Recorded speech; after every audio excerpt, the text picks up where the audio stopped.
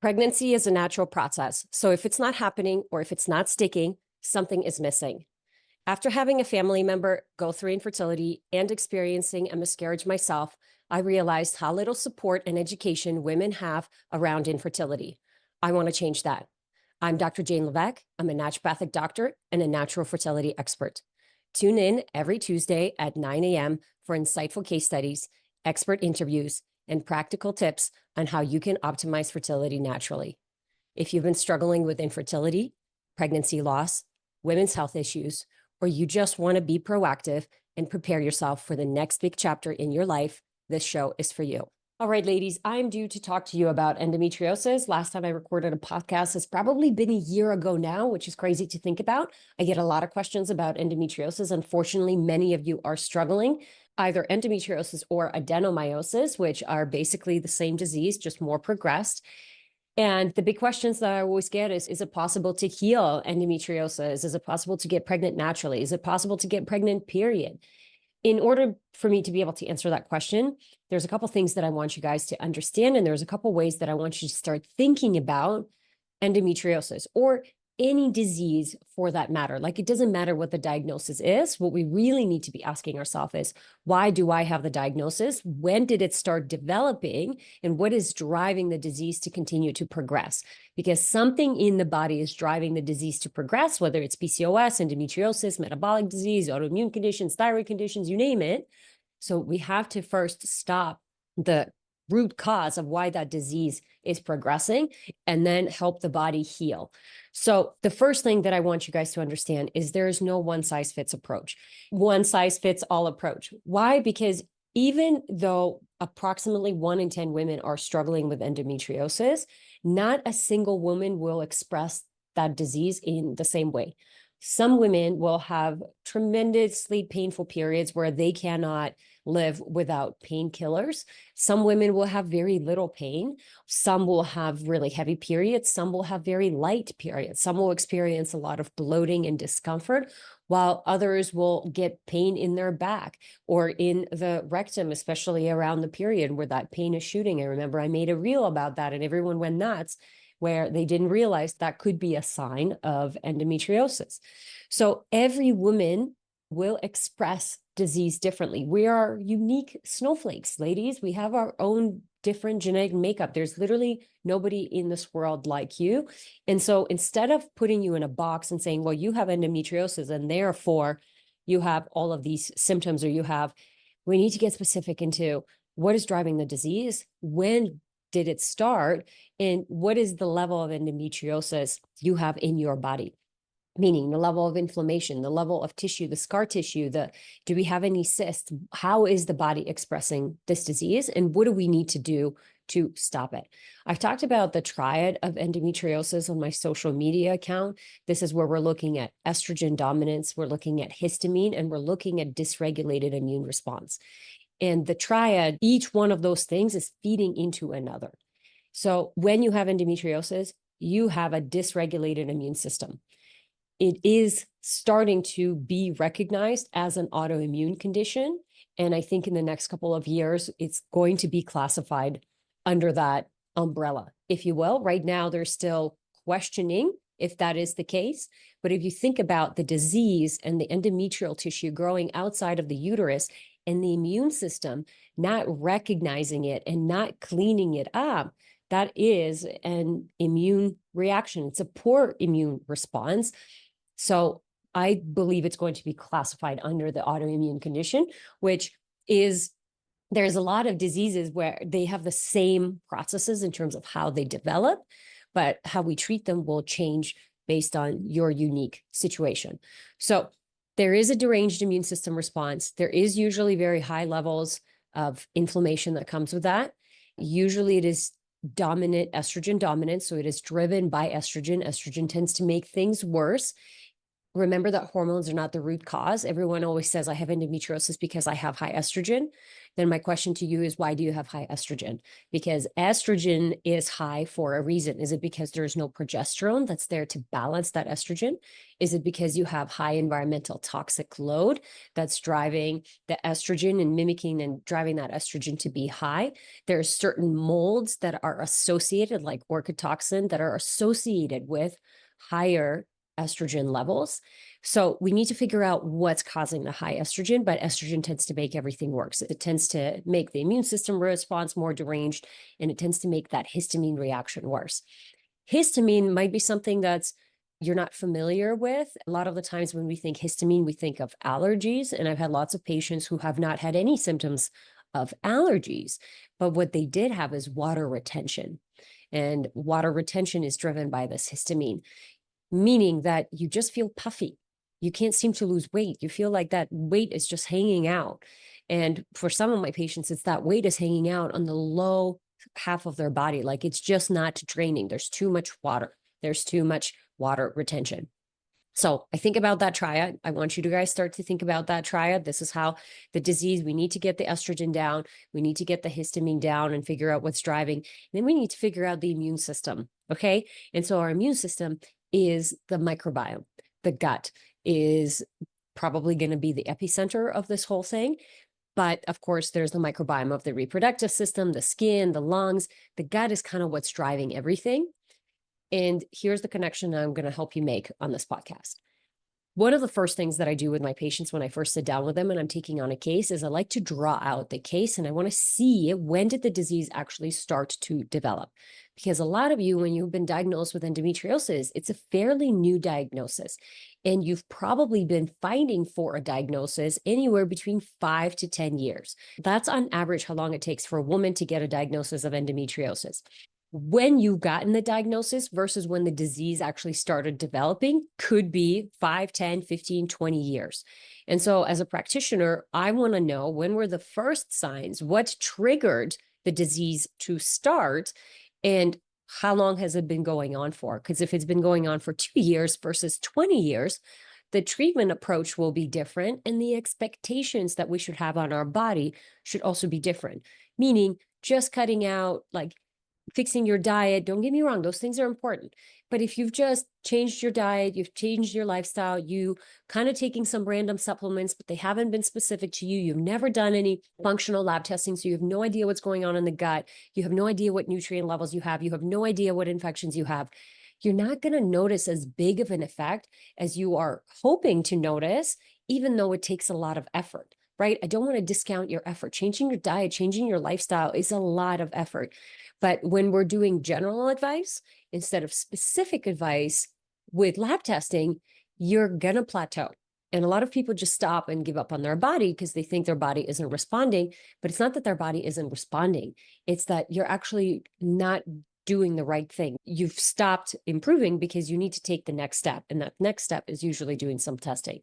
So back to how I approach the case. So I'm going to look at, I usually draw this line out and I go 0 to now. So maybe you're 32, 35, 37, 38, like whatever. I want to know everything that has happened and when did the disease actually start to progress. I'm looking at some big points in your life. Of course, we want to look through your fertility journey. So what kind of treatments have you had? IVF, retrievals, transfers, anything successful? Have you been pregnant ever, miscarriages, or have had successful pregnancies or never had a pregnancy? I want to know all the details about your fertility journey, how long it has been, and everything that you have tried in that time. And then I'm going to go ahead and take it back to maybe it's early 30s, maybe it's early 20s. I want to understand any stressors. I want to understand how long you've been on birth control for and why you came on birth control. Usually the college years are actually really stressful from the perspective of it's very demanding hours. You're not sleeping very well. You're not eating very well. And usually you're drinking quite a bit. So there's a big hit in your 20s in terms of stress. And usually us women, this was me as well, I was on birth control. So not only was I on birth control, now I was drinking 3 or 4 times a week. I was eating donuts. I was staying up late. I was and then going up to class early to study, and I wanted to fit in and all this stuff. But like, if I think about that, I'm like, oh my God, there was so much energy that I wasted, for lack of a better term. But like, I couldn't believe it when I look back. It's like, man, I can't believe my body held up. So we have to understand that how many hits has your body had, and when did the disease actually start to progress? The next one is the big one is going to be puberty. When did puberty actually start? Did you start your period at like 8 or 9 years old, which I consider really young? Anything before 12, I'm thinking like, ugh, that's young, versus really late. And why was it late? So anything after 14, 15, 16, if you had that period, what was the period like when it started? Was it always painful right off the bat, or did it become painful a little bit later down the road? I also want to know about the stress levels that you had around puberty. Meaning, was there any big moves? Maybe there was divorces, maybe there was trauma, maybe sibling passing away, or getting into a car accident, or a grandparent that you were close to that passing away. Maybe you were bullied. I want to know what happened during that time, because that is the time where the ovaries and the brain are solidifying their connection. And so if there's a lot of stress present when there is big shift in the body already, and I don't want to call it a stress, but like, it's a big shift to go from the ovaries and the brain not talking to another to learning how to communicate.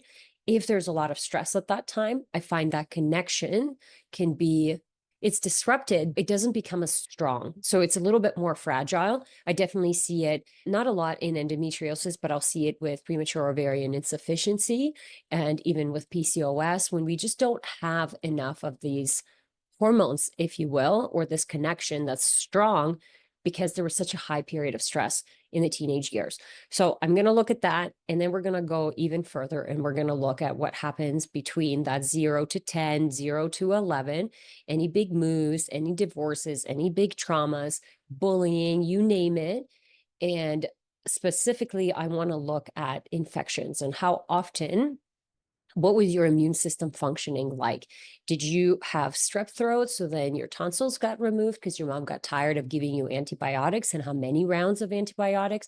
Every single one of my endometriosis patients has either had some sort of infections when they were a kid. So whether it's yeast infections, recurrent urinary tract infections, they had tummy troubles, they had eczema or allergies or some kind of immune dysregulation. Now, immune system is going to be driven by a microbial imbalance. Okay, so I'm going to connect this all together for you. But every single one of my endometriosis patients has had some sort of history of getting sick, not being well, having this weakened immune system.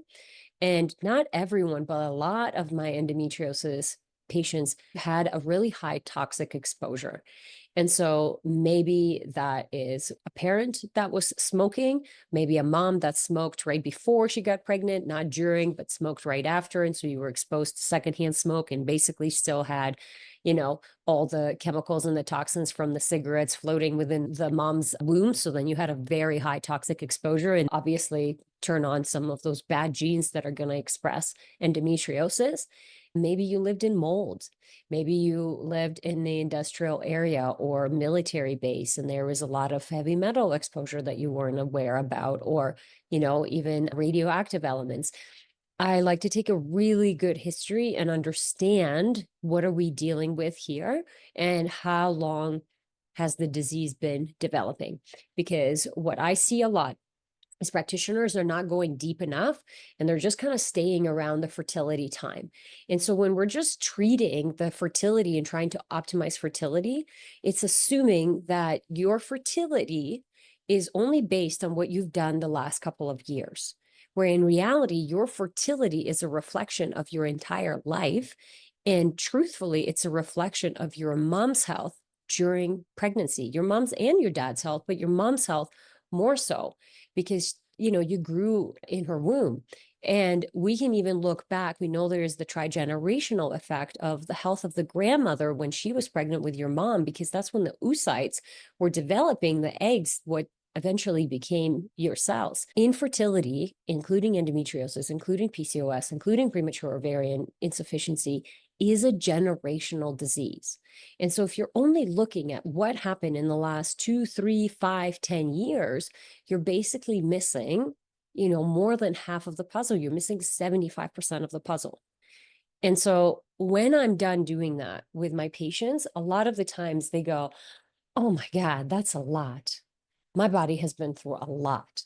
Sometimes they can feel a little bit discouraged because you're like, oh my God, how am I going to be able to fix that? There's so much. How can I take it back that my mom smoked, when she was pregnant with me, or that we lived in mold? And the point is not to make you guys feel bad about what happened to you, but to help you understand that your body is doing what it's doing for a reason. There's something driving the disease.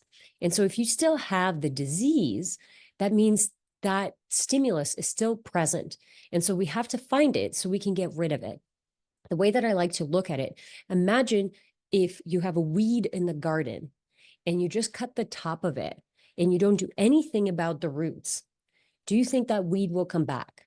It's like 100%. That's what happens when we go in for a laparoscopic surgery. We get rid of, the excess endometrial tissue outside of the uterus. And then a year later, it's just right back where it started. And that tells me that we didn't fix the root cause. Sometimes surgery is the right thing to do. But what we need to make sure is we have gotten rid of the reason that the endometrial tissue is growing. And so the main reason is going to be some sort of an infection driving this inflammatory response and dysregulating the immune system, which then drives the angiogenesis, the replication of the blood vessels and the traveling of the blood vessels all over this, abdominal cavity, essentially. And then that can further drive into neurogenesis, where you're actually forming new nerve cells. And that is when endometriosis is associated with very high levels of pain. And that pain doesn't have to be just in the low abdomen. It could be throughout your entire abdomen because those neural pathways have now traveled, right? There's within the peritoneal cavity where the abdomen is and the uterus and all that. It's great communication. It's important for nutrients to travel through. But when there is disease and when there is inflammation, it allows for that disease to travel through. And so at the very beginning, it actually is driven by some sort of an infection. Okay. And we've seen it in studies that there are certain infections, like ureaplasma, for example, is a very common reason that a woman will develop endometriosis. And so when we're looking at endo and understanding why you have it, you might not have any ureaplasma, but you might have Klebsiella, you might have E. coli, you might have another infection that's driving the immune system dysregulation, and that's causing the angiogenesis and the neurogenesis and all the pain and issues that come with that. And then the estrogen is elevated because you have these environmental toxins that are much higher than they ever used to be. You don't have any progesterone because you're stressed and your gut function is rubbish, to say the least. And so we see how it's this just cycle that continues. So in order to stop the cycle, this is where the test, first of all, let's look at the timeline and say, wow, there's a lot. Okay, we can't just take some supplements and hope it works. We probably have some traumas that we need to process, especially if there was big events that happened. So there's some mental and emotional component that has to be there, spiritual component that has to be there. And then we have to test. And I don't mean just some blood work or an ultrasound. Those are important. We want an ultrasound. We maybe even need something like an Alice analysis to look at the endometrial tissue and see if there is an infection. Sometimes there isn't. And what I see with my endometriosis patients who've done an analysis, which is basically, they're taking a biopsy of the endometrium and seeing if there is an infection, is sometimes there's no infection at all. And then there's also no good microbes. There's nothing. It's just empty. And so it's almost like the sterile environment, which is actually not good for the baby. We need to have a certain level of good bacteria, the Crispastis, the Gensai, the Ganseri. We need to have those in there, the lactobacilli strains, and even some bifido strains to help support the microbiome that makes it a welcoming place for the baby to implant and to thrive. So if there's an infection, we got to get it out. If there's no infection, we have to understand in the uterus, then maybe we have to check the gut. Because like I said, the gut and the peritoneal, everything travels together. So if you have fungal overgrowth, I see so much candida overgrowth all the time in the gut. I see SIBO, which is small intestine bacterial overgrowth. So just a lot of bacteria. I see E. coli, Shigella, like you just see parasites. You see lots of stuff in the gut. And you don't have to have gut symptoms to have a gut stool analysis that's abnormal. I literally have never seen a normal stool analysis because I just don't think that it exists. There's always something for us to work on. So we have to look at the uterine environment, the vaginal microbiome. We have to look at the gut. We have to look at environmental toxic load. All of my patients with endometriosis had some sort of environmental toxic load. What kind of toxic load has been different for every single one of them. For some of them, it was mercury or other heavy metals. For others, it was BPAs, glyphosate, other industrial environmental toxins. So you just don't know which toxin it's going to be that's causing the issue, but we need to make sure that we address it because that's going to decrease the load on the immune system. It's going to decrease inflammation. It will allow your body to process the excess estrogen. That energy can now go towards making progesterone or keeping that progesterone. And then we can create more balance within the system, which will then allow you to ovulate properly and potentially to conceive naturally or with some help. I can't answer that without knowing anything about you because every case is different, you guys. Your capacity to do things, your belief in yourself, your financial commitment to it, because like, let's face it, running all the lab work and doing all the supplements and like, it's expensive, you know? And I think the question is, can we heal? Absolutely. The question I have for you is like, what are you willing to do to heal? Because a lot of the times we put a constraint like, well, if my insurance covers it, then I'll run these lab tests. And don't get me wrong, insurance is great, but insurance is also being paid by the pharmaceutical company.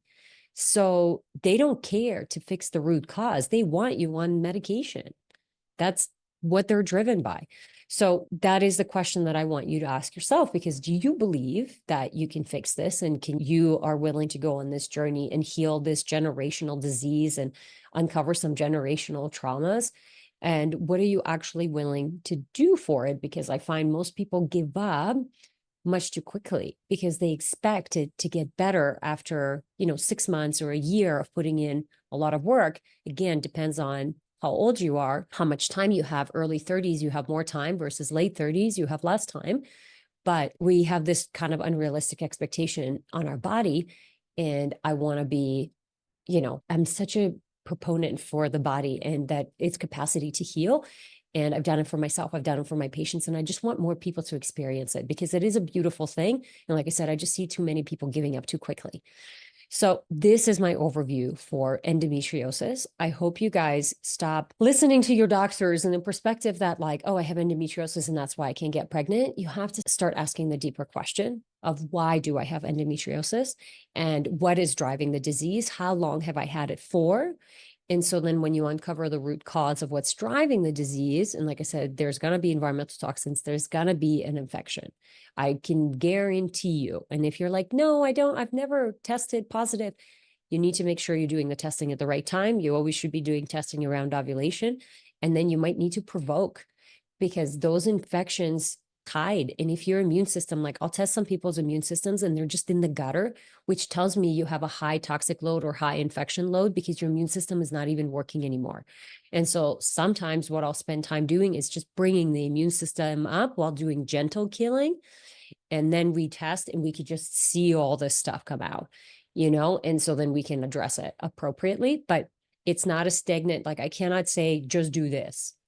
I don't know what that is. I can give you general, hey, you should have good energy, decrease your inflammation, do the testing, and then the testing will allow you to get more personal. But there isn't just like a general protocol that I have for endometriosis. There's herbs that I use, but they're very different in terms of dosages and when I decide to use them, because it's based on your individual needs. Okay. So even within my group program, I teach my clients, my patients to do the testing. And then when they do the testing, and it's like, oh, you have ureaplasma, go ahead and follow the ureaplasma protocol. You have parasites, great, go follow the parasite protocol. Oh, you have this bacterial overgrowth, go follow that, or fungal overgrowth, go follow that protocol. we can be specific. Otherwise, you're just grasping at straws because it's general advice. And when you have a disease like endometriosis, compare it to like cardiovascular disease. You would never, like after a heart attack, you would never be like, oh, I'll just figure it out on my own. No, you would get all the help that you could get. And I think we still have some stigma to break with these female diseases, if you will, where there's a lot of shame that we carry. We're not voicing our concerns as much. And we're, sometimes like just straight up being gaslit by the medical system where they're saying that you're crazy and you don't have pain and you should just be on an antidepressant or an anxiolytic. And it's just like, that kind of stuff drives me nuts. I hear stories and I see it on social media all the time.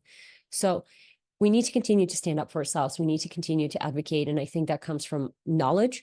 And when you have the testing, when you have the knowledge, you can continue to advocate for yourself and you can heal, and it's possible. And I've helped couples get pregnant through IVF and through natural when they had a diagnosis of endometriosis and told they'll never have a baby. I like to get in there and test and get to know my patients and get the obstacle out of the way so the body can heal, and just support my patients through that. And I find the patients who really believe in themselves, who are willing to do anything, like they make it to the other side and they're so much healthier for it. But, the thing that lights me up is their babies. Their babies are so healthy, and it just lights me up seeing happy, healthy looking babies walking around in the world, knowing that they probably are not going to struggle with the same issues that their parents did, because their parents are literally reversing those diseases in themselves, and they can catch it early and help their babies, set a new foundation for their health. So I hope you guys find this helpful. Like I said, endometriosis is a hot topic. I'll continue to talk about it as I learn more and more. And this is kind of a general broad overview of some things that I've learned, but unfortunately it's very common. And if there's anything I can do to help you on your journey to uncover the root cause of endometriosis and help you heal so we can stop this, disease in its tracks and stop passing it on to the future generation, then I know I've done my job. So thank you so much for listening, and I'll see you next time.